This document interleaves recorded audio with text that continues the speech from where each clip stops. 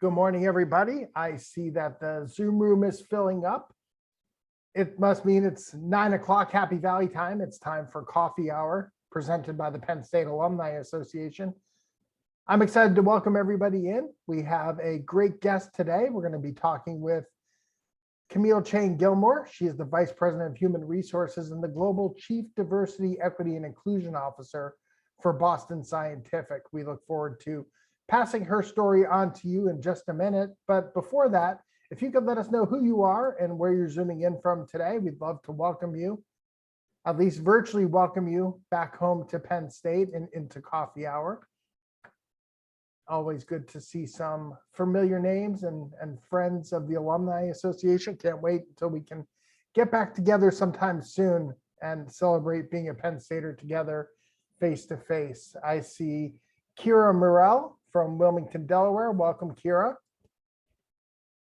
And Brittany Kemp in Reading, Pennsylvania. Brittany, welcome. Bill Davis down in Jenkintown and Lauren Kuhn from Pittsburgh. Good morning, Lauren.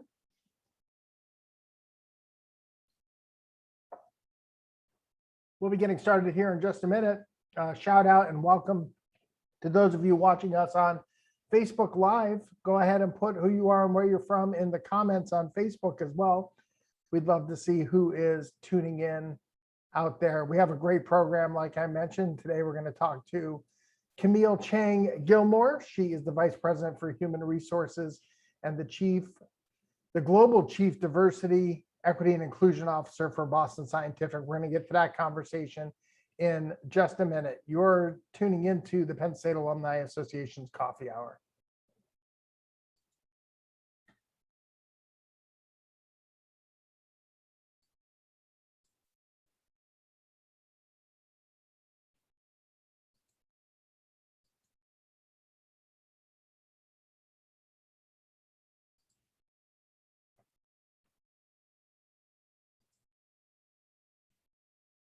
Where else would you rather be than a Zoom full of Penn Staters? I'm Paul Clifford, CEO of the Penn State Alumni Association. Welcome to the Alumni Association's Coffee Hour. Each week on Coffee Hour, you can expect to hear the voices of Penn Staters talking about what they're passionate about. And you can expect to feel the pride and the power of the Penn State network. We are recording this session and closed captions are available for this event. You can find that information in the chat in Zoom or in the comments on Facebook. Well, today we're talking with Camille Chang Gilmore. She is the Vice President of Human Resources and the Global Chief Diversity, Equity, and Inclusion Officer at Boston Scientific. She oversees HR strategies, health equity, community and diversity, equity, and inclusion programs for the company's $9 billion global business. Prior to joining the medical device industry in 2004, Camille held roles at Federal Express, Exxon Chemical Company, and IBM. Among the many honors we're going to talk about today, Camille was named one of DiversityGlobal magazine's 2020 top 10 influential women in diversity and Black Enterprise magazine's top executive in corporate diversity in 2019. She is a graduate of the Pennsylvania State University, and she also earned her MBA from another Big Ten institution, the University of Illinois at Urbana-Champaign. Please welcome Camille Chang Gilmore to Coffee Hour. Good morning, Camille. Good morning, Paul. Thank you so much for having me. And I have to also give a shout out to Lisa and Carrie for reaching out to me and making this happen. I'm so excited to be here. Well, Carrie Conlon and Lisa Carper are the wizards behind the screen that people don't get to see, but they make Coffee Hour happen each and every week. So Lisa and Carrie, thank you so much for all you do. Camille, let's jump right. Well, first of all, are you a coffee or tea drinker? I'm a coffee guy. I am a coffee gal with almond milk and 3 Splenda. Oh, there Exactly. you go. Okay. Okay. Mine's 1% milk and honey. I've gone to honey instead of sugar. So that's smart. That's good. That's good. Trying to keep it natural, trying to stay fit and keep my figure. That's heart healthy. There you go. Camille, let's start at the very beginning. How did you become a Penn State Nittany Lion? Wow, I tell you, I grew up in Queens, New York, and there was a young lady who lived next door to me. Her name, believe it or not, was Erica Huey. And unfortunately, she's passed. She died of cancer, but she was amazing. She would come home from Penn State every weekend when I was in high school, and I'd see the rug, I'd see the bricks, I'd see the flag. And I said, wow, I wonder if I should go to Penn State. And I remember then watching the game on TV, and I said, wow, look at that energy. Look at just all the people who are just excited about it. And I said, you know what? I'm going to apply. And I tell you, I went to a preparatory school in Catholic school in New York. And I remember my guidance counselor, when I told her, I want to go to Penn State. And she goes, oh, no, honey, you should just think small and go to a community college. And I said, oh, absolutely not. I got my little money order. So back then we had money orders. And it was August. It was around this time. I was going into my senior year. And I got my money order, completed, typed up my application on the typewriter, and I submitted it. And believe it or not, I was admitted by October, early admission. Wow. And I was actually accepted to Barron. I did 2 years at Barron before going and transferring to State College. And I think that was also awesome. It gave me an opportunity to really transition, but at the same time, then fully experience the Penn State culture when you go down to State College. So it was awesome. So while you were a student here at Penn State, what are some of the things that you were involved in?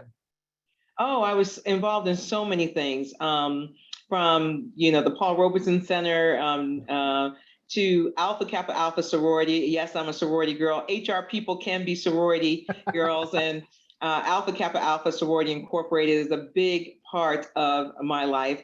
I'm still active to this day. And for those of you who are not aware of the sorority, believe it or not, it was founded in 1908 at Howard University. And the mission is service to all mankind, the motto, service to all mankind. So think about it. 1908, you have 20 Black women on a campus wanting to really do good and be servant leaders. And just to give you an example of some of these leaders that are out there, to which I walk in their shoes, Rosa Parks, Coretta Scott King, Maya Angelou. Recently, the first Black female CEO, Ursula Burns of Xerox, is part of the sorority. And yes, our Madam Vice President of the United States, Vice President Kamala Harris, is also a member. So I stand in big shoes. And so it's not ironic that I landed in the role that I am right now at Boston Scientific as the Global Chief Diversity, Equity, and Inclusion Officer, because for me, it really is about service. Service when it comes to health equity, service when it comes to community, and really trying to make sure that from a diversity, equity, and inclusion standpoint, people feel welcomed. Well, look, Alpha Kappa Alpha, it's part of the Divine Nine. I've never met an alumna from a Divine Nine sorority that wasn't proud of it. Shout out from Bethany Pace, one of your sorority sisters. She's giving you some love in the chat there. Skiwi soror. So talk about some of your favorite memories from your time at Penn State. I know you have a lot, but maybe what are some of the ones that kind of keep coming back to memory? I think some of the ones that come back to memory is when I met my husband. So I don't know if many of you know, but my husband is Derek Gilmore. He actually played on the '86 national championship team. So we just love Penn State. I mean, how can you not?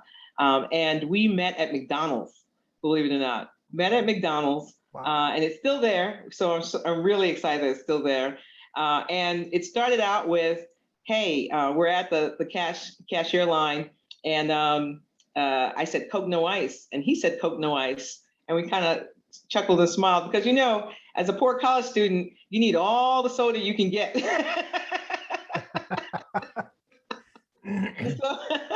You can fit more in the cup, right? If you don't put ice in, you can fit more in the cup. And, then he invited me to a party.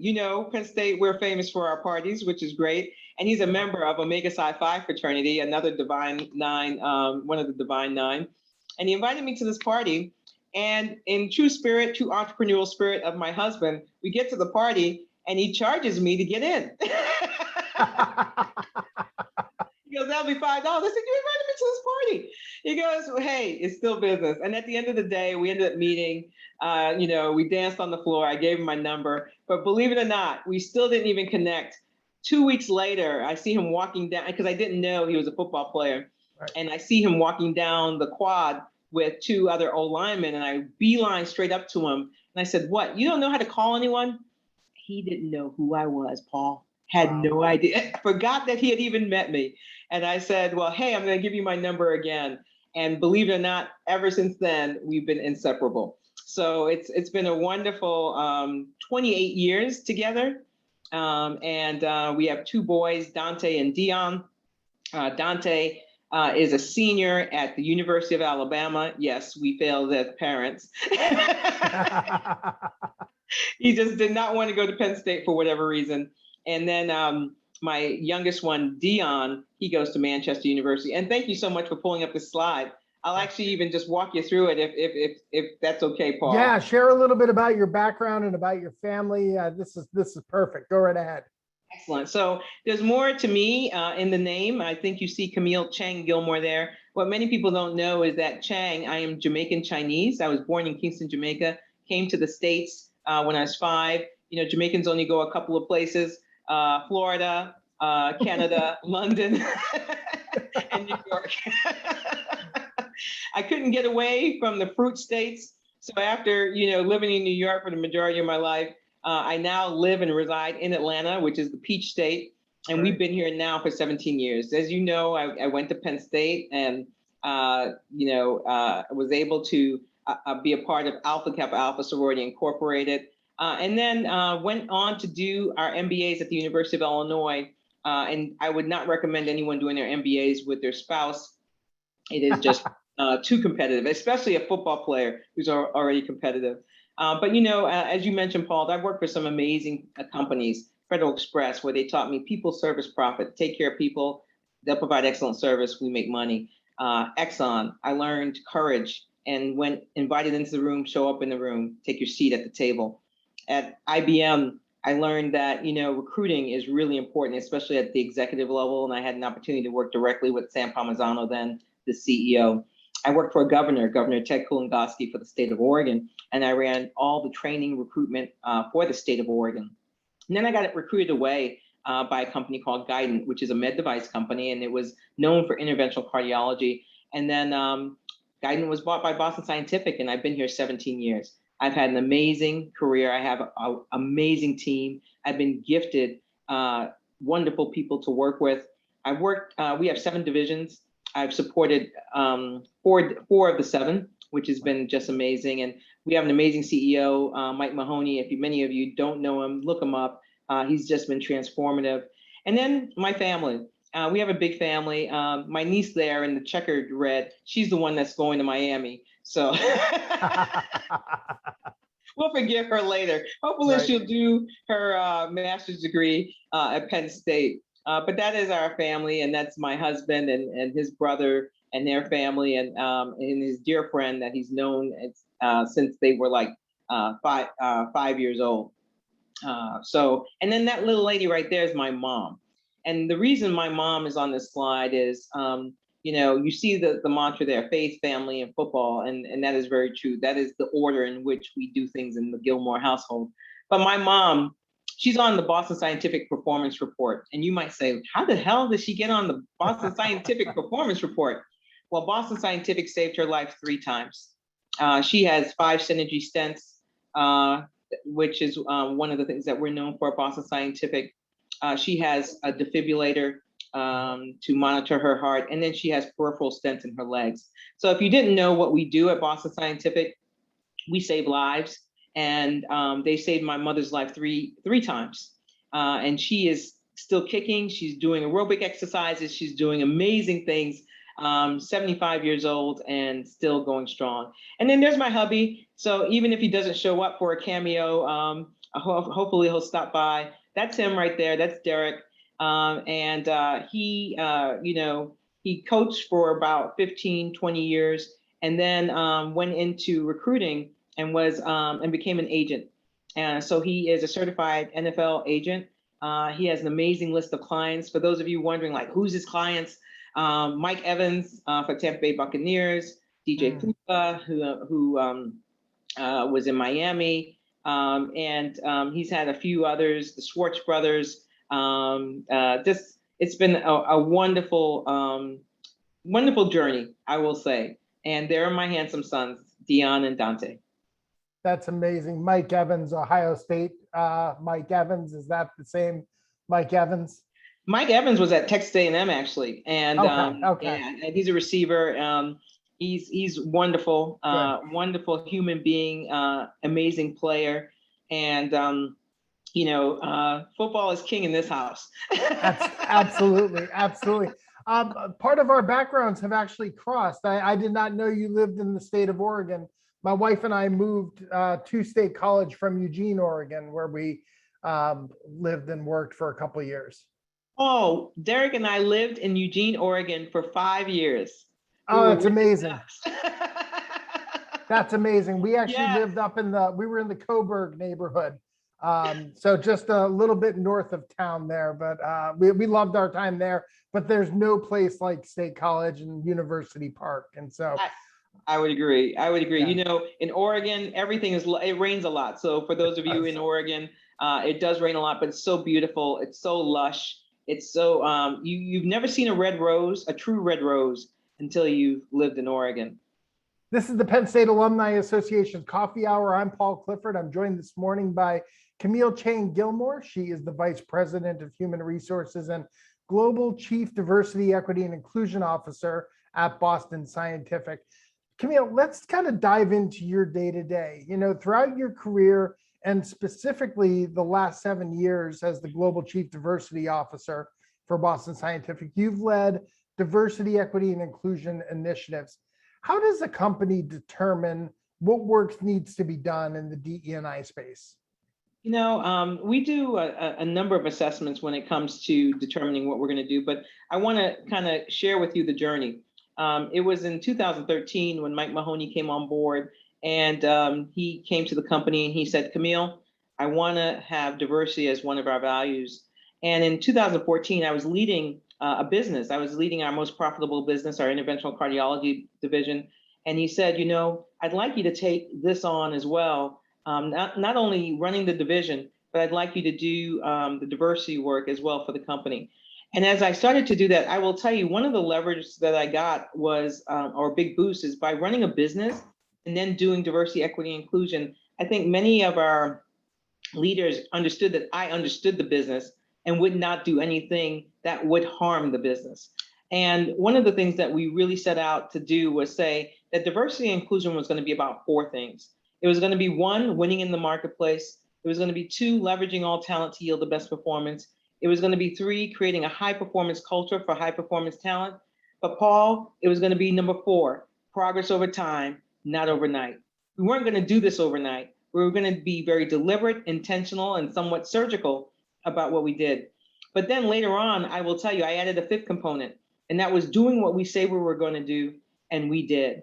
And one of the things that we honed in on was what I call the 3 E's: environment, engagement, and experiences.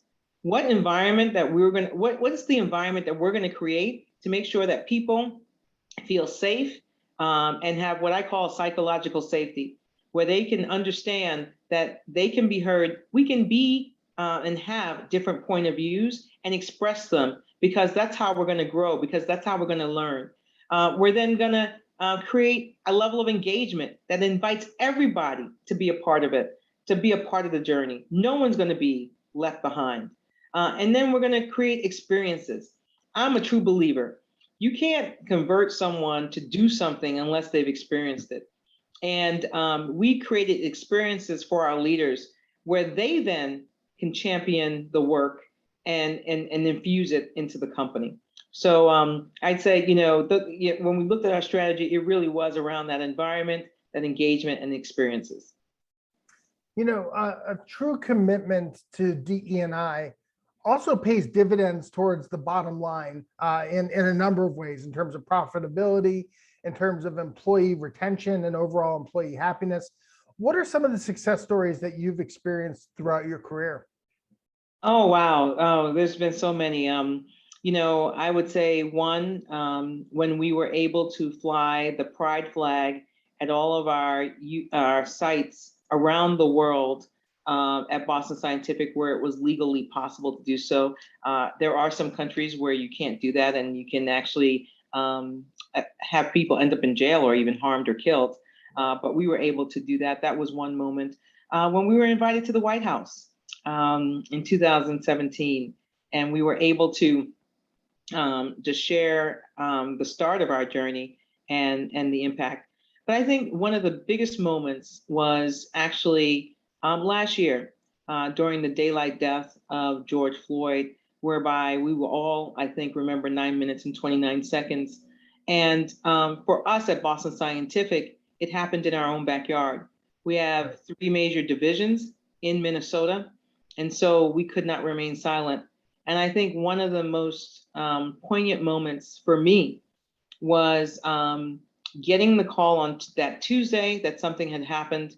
That Thursday, I called my CEO, Mike Mahoney, and I said, Mike, I need your help. I need you on a call. He goes, I'll do whatever you need.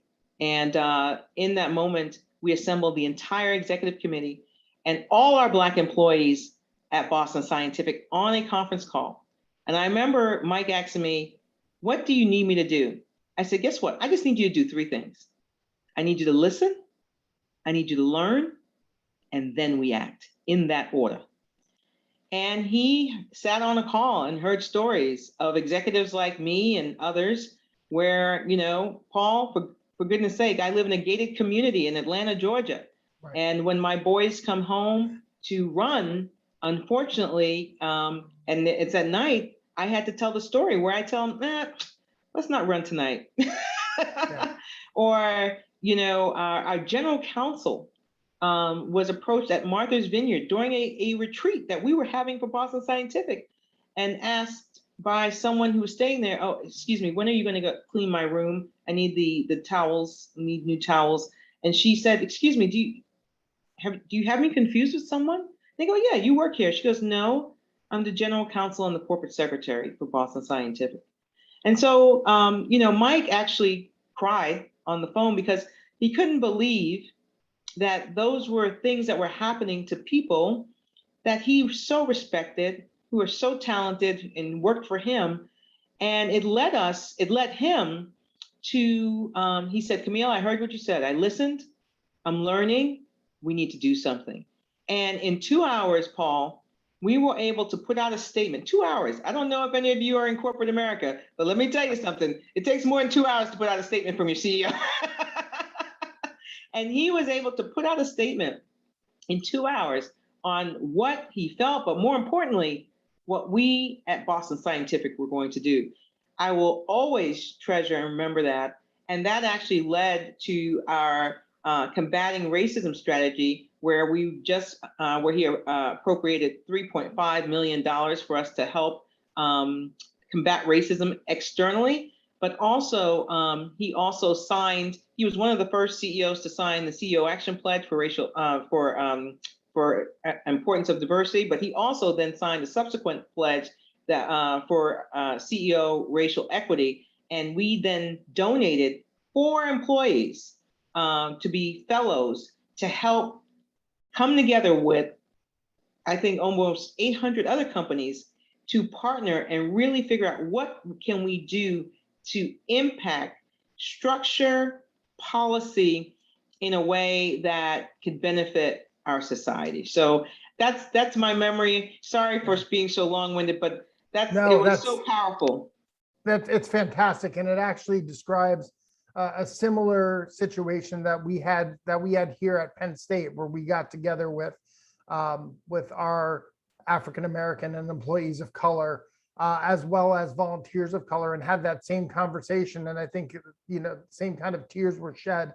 But I think it's important with leaders like Mike, that Mike, I think you described it as couldn't believe, but also at the same time was willing to believe. Right. I mean, a lot of times because we don't share an experience, we have a hard time believing that other people have that experience, right? And it's kind of opening yourself up to believe that that experience happens, whether you've experienced or not. And that's the only way that you can help and kind of begin to put initiatives in place that move the needle to help those who do have those experiences on a daily basis. Yeah. Yeah, so true, Paul. So true. And one of the things, we're a work in progress. We don't have all the answers. We're still taking one day at a time, 1 minute at a time. But the one thing I can tell you at Boston Scientific, we have some amazing leaders that have really leaned into it. Instead of being fearful, they're fearless. And they'd rather fail fast than not do anything at all. And they've recognized we cannot remain silent. You cannot. If you're a leader and you see something, you must say something, Right. Because your silence says it's okay. So if there's one word of advice I'd give is, if it's uncomfortable or if that knot in your stomach shows up, or that dryness in your throat starts to appear, it's not right. Say something. Right. I was just with a group of students last night on a call, and they asked me a series of questions. Actually, they were recent grads. I have to stop calling them students. They just graduated. And I said, one of the things that's going to help you know whether you're growing or not is that feeling of uncomfortability and what you do when you're uncomfortable, right? I said, continue to chase situations that make you uncomfortable, because those are the situations that you're going to grow in, right?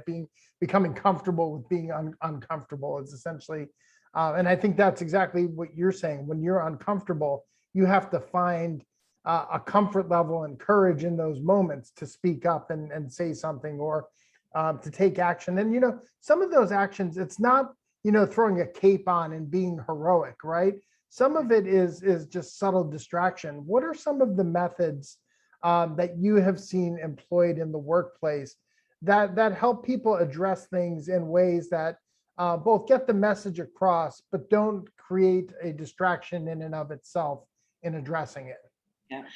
Paul, that's such a great question. And one of the things I've shared with my leaders is the way you can get after that is by asking questions. First and foremost, questions are so powerful. So when you're faced with something, the one thing I often ask is, why do you feel that way? Can you expand? Can you unpack that for me? Right. Or when I really am in disagreement with something, I use this phrase, and maybe you might find it helpful, which is, I take exception to that comment because that's not accurate. So please expand on that for me. And it's my way of saying, I do not agree with you. But it's not to the point where it puts them to the point on guard where they right. don't want to then engage in the dialogue. The key is to get people talking. The day we stop talking is the day we stop growing. And I think it's really important to lean into those tough conversations and encourage those tough conversations, because that's the only way we're going to make progress. And my thing is you don't ever want to drag anyone into your thought process. You want them to have their own experience and gain their thought processes. I'll share with you an example when I talk about experiences. Our one of our senior vice presidents said to me once, he said, "Hey, Camille, we can't find any women engineers, Black engineers, or Hispanic engineers. My team has told me they've searched everywhere." I said, "Oh, okay." I said, "You know what? Can you come with me somewhere? I need you to come with me on a Friday, Saturday. I know it's a lot. We'll see some customers while we're there, but come with me to Philly for this conference." And he says, "Okay."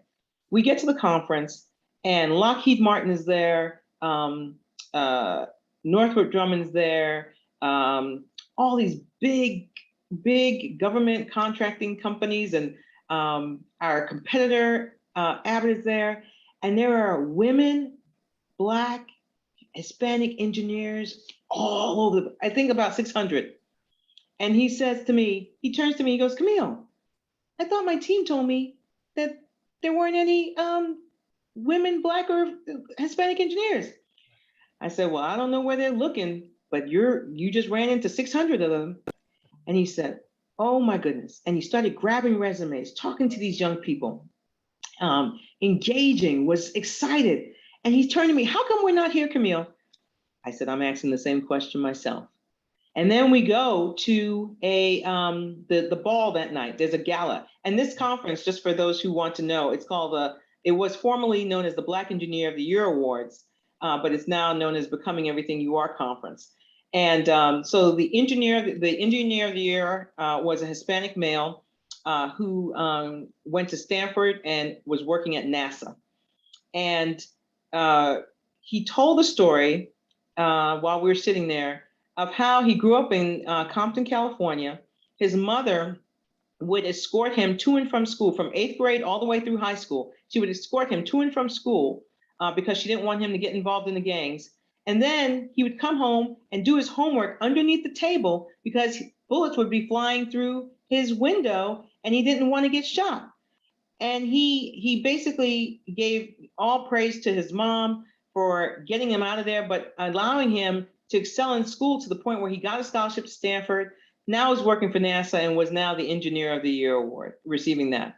And I remember my SVP, because he ran the world, he ran operations. Right. We were on our way back to the hotel and he turns to me and he says, Camille, thank you for my development. I said, you're welcome. And then the next thing you know, that evening, he sent out one of the most memorable emails I've ever seen to his entire leadership team. He said, you told me that we couldn't find women engineers, Black engineers, or Hispanic engineers. I just left 600 of them.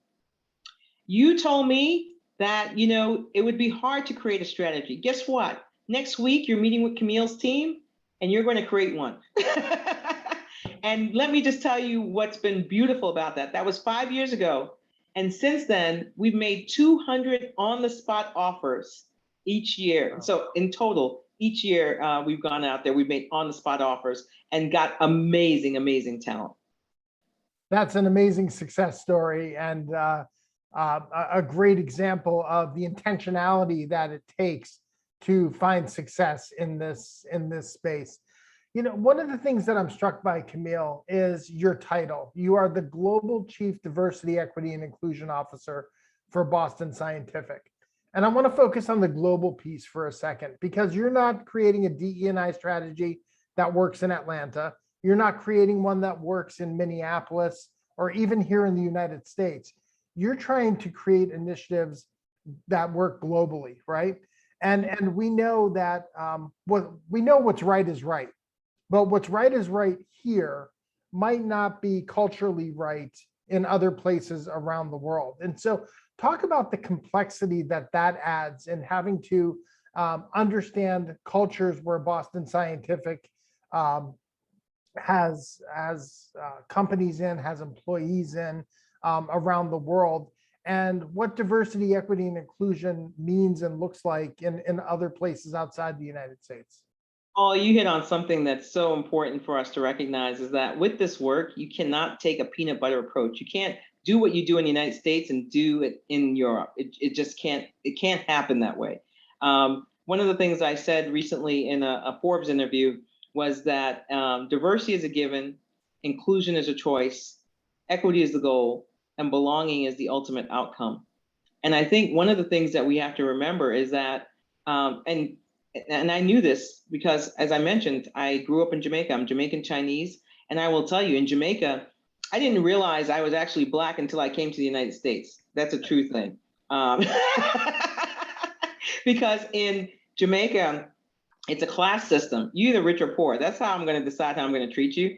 It wasn't until I came to the United States that I was reminded of who I was, and that, unfortunately, people would not allow me to be the full me. So that's one of the reasons people always ask me, why do you put the Chang in your name? Is it, or are you trying to be, I am woman, hear me roar, that kind of thing? I was like, actually, no. I put it there because I want people to take a minute and say, wait a minute, where did she get that Chang from? What makes her who she is? And allow me to even unpack that. But one of the things I will say, back to your question, one of the things that we do is take a very deliberate and intentional approach to the work, especially from a global perspective. We recently just launched what's called our ARCH training, which is our anti-racism and cultural history. And one of the things that we did is someone said, oh, we should roll it out now around the world. Well, hold on. No, we can't. We need to, first roll it out in the United States. What brought us here was the daylight death of George Floyd, right? So we want to address that. And we want to make sure that we address it in a framework that allows for the cultural nuances in that locale to be addressed. So in the United States, there is totally a different issue related to racism that's wrapped up in slavery, wrapped up in mistrust, and a whole bunch of other things. And we've got to figure out how to unpack that. But we also have other constituency groups, not only Black employees, but Hispanic employees and LGBTQ plus employees. And so one of the things that we don't want to do is minimize any constituency group. So we got to take it one training, one step at a time. And we're focused right now on the Black experience, and because of what 2020 brought us, right? Sure. But as we look to roll it out in Europe, one of the things I know is there's so much complexity in Europe. We're made up of Europe, Middle East, and Africa. I mean, just that region alone has so many different dynamics when it comes to diversity and training. And then Latin America, it's very different, and how we're going to need to approach that, and even Canada. So one of the things that we're doing is we've identified a 5-year or 3 to 5 year strategy related to training. And we know that we're going to have to take it in pieces, and we're going to need, so we rolled out the US training, but one of the things that we know is that when we're going to roll it out in Europe, we're going to need the involvement of that leadership to help us understand, because in Europe, we're dealing with even different countries. Right. And you have to recognize that. I think that's one of the things that I think the leadership knows and trusts about me, is that I'm not going to take a peanut butter approach. We've got to meet people where they are, but also we have to recognize the local nuances, or else it will fail. And we've got to, one of the things I remember, my predecessors, people before me in this role, they said, we have employee resource groups. I don't know if you know of them, but they're organically grassroots groups that are formed by employees to really help us understand different constituency groups. And I remember the person that came before me said, all 9 ERGs must stand up in each area of the world, or else you can't have an ERG. And I thought, how silly is that? I mean, I'm just going to keep it real. Unfortunately, there are, if there are Black people in Japan, it's very small. So to say to our Japanese employees out there, or our Black, that you have to stand up a Black employee resource group is just silly. To also mandate the LGBTQ Pride ERG in certain countries is illegal in some countries and could cause harm. So you can't take an approach like, you have to do what's right. So, in EMEA, Europe, Middle East, and Africa, I remember they said, you know what, let's start out with a women's group, because we need to make sure that women feel included. And then they expanded, and then, but what the key is, they identified things that were relevant to them that could make an impact. And if you even talk about Asia Pac, which is Asia, what we're seeing there is a rise in the caring of family members and parents, and disability being an issue. And that is part of diversity, equity, and inclusion as well. Right. Disability. And so it's important that you just don't take a peanut butter approach. My advice. Yeah, we have employee resource groups here at Penn State. Okay. The most successful ones are a for us, by us endeavor, right? It has to be that grassroots. It has to be led by the community that it's intended to serve. Because if it becomes a top-down approach, then it's not going to work, right? It's exactly. Just and so it has to be organic wherever they emerge throughout the world, with under the Boston Scientific umbrella, under the Penn State umbrella. That's how they're successful. We have some questions coming in from members of the audience who they pre-submitted these, but some are looking for advice professionally. So what advice do you have for underrepresented students interested in getting into your field? And another one kind of closely related to this is a professional last 7 years in nonprofit management, looking and finding themselves drawn towards DE&I work. And how could they get more into that? So kind of what is becoming the pipeline or the route into people who want to do DE&I work? That's a great question, Paul. And I would say the pipeline is coming from folks getting involved in ERGs, employee resource groups. One of the things that I often look to is, what other service organizations are you a part of? Because here's the thing, with diversity, equity, inclusion, this work is tough. I'm just here to tell you. My team will tell you, I try and wear bright colors every day because I need to make sure that I keep my spirit up for the organization. And if you let the toll of the day take its toll, you'll find that you're depleted and you don't have the energy to give. So I would say employee resource groups. If you are active in a fraternity or sorority, Jack and Jill, and do a lot of community service work, I think that's going to help quite a bit. At Boston Scientific, we also have what's called Close the Gap, which is Boston Scientific's 15-year health equity answer to help address the disparities in care for women, Blacks, and Hispanics. And as you can imagine, COVID-19 has actually exacerbated the disparities in care within those communities. And so one of the things that we have is this program that works with hospital systems, that works with physicians to teach them how to build trust with those constituency groups. One of the things I will tell you is women, when we have heart attacks, it shows up so differently for us. My mother, just to tell you her story, the reason her life was saved 3 times, she showed up at the emergency room and was told, she said, look, she showed up 3 different times. And finally, on the 3rd time, she told the person, she goes, look, I'm dying. You've got to do something. I'm having back pain. And believe it or not, for women, heart attacks show up with back pain. We don't have the gripping of the heart that you see, on TV. And so one of the things that we're trying to do is bring awareness around the different ways of dealing with that community. With men, just so you know, we're working on something right now with men where we're asking that as part of the requirement for a checkup, your annual physical, that the physician asks men to take off their socks. And someone said, why would you do that? Well, guess what? Most men have early onset diabetes, don't know it, but if a doctor asks to see their feet, they can see that they have the symptoms or the remnants of diabetes and then could create an intervention. We could save more lives. So I would say get involved in programs and initiatives that allow you to experience differences.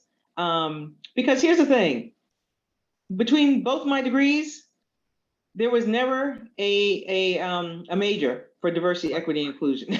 Right. There is not. But one of the things I can tell you is that if I look back on my journey, one of the things I know is that between my sorority, my involvement when I was in B school, even at Penn State, being involved at the Paul Robeson Center, and continually being involved in places where I had to provide service and be a servant leader, I think can definitely help you and prepare you for what you're about to encounter. Yeah, and look, this is a space where people can create their own opportunities too, if that's what they're professionally kind of driven by now. And if your company doesn't have it, right, if you're looking to gain experience, there are numerous nonprofits out there that are focused on diversity, equity, and inclusion work that you can get involved with to gain that experience. But if your company doesn't have this, that means there's an opportunity for you to step in and fill a void and provide leadership. And when that leadership is tied to employee happiness and retention and bottom line outcomes, you've then increased your value with the organization, right? And so So there's definitely opportunity for those looking to get into this space in formal and in informal ways. You're right. There was not until recently has there been the diversity, equity, and inclusion kind of major or minor that you can add on to those degrees. Right. And so there's a lot of on the job learning going on.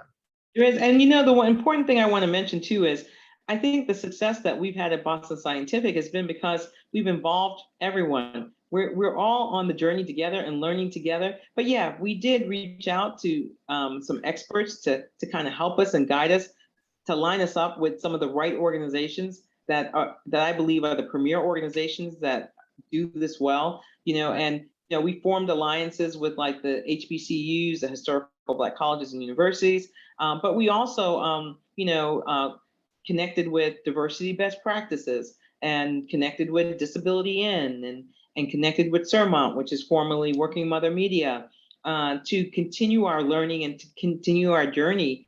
And when you have leadership across your enterprise that's willing to be a part of it, you can bring them in and you don't have to do everything by yourself. I don't do anything by myself. And I actually leverage them to help me in some of the decisions, whether it's COVID, return to site, or whether it's a workplace strategy, or whether it's how do we define inclusive behaviors, you know, just to give you some examples. Absolutely. Absolutely. I want to shift gears here a little bit as we are coming up on our hour. You and Derek have been supportive of Penn State in so many different ways. But one that I want to highlight is the Gilmore Chang Family Scholarship that you created to support the Penn State Blueprint Peer Mentoring Program. You know, this is just another way that you and Derek give back to Penn State. Talk a little bit about the scholarship and the endowment and kind of what drove you to support Penn State in this way. Well, thank you so much, Paul. You know, one of the things, like I mentioned as I started, we're servant leaders and we always want to give back. We believe that God has blessed us because He wants us to be that beacon of light for others. And Derek and I had something very in common when we met. Derek's dad died when he was 4 years old, and so his mother raised him. And imagine raising two young men in Harlem, New York, during those times, right? And they both went on to do great things. And then my dad died when I was 18, when I was a freshman at Penn State, and my mother worked 3 jobs to put me through school, and I'll never forget that. And so we wanted to do something actually to honor our dads, because a tragedy actually ended up being something so positive, where we have our mothers who raised us to the point where we're giving back and we've become successful. And so we wanted to make sure that any young person who was, you know, challenged and had traumatic things that happened to them, let them know that, hey, there is a scholarship out there that can help you.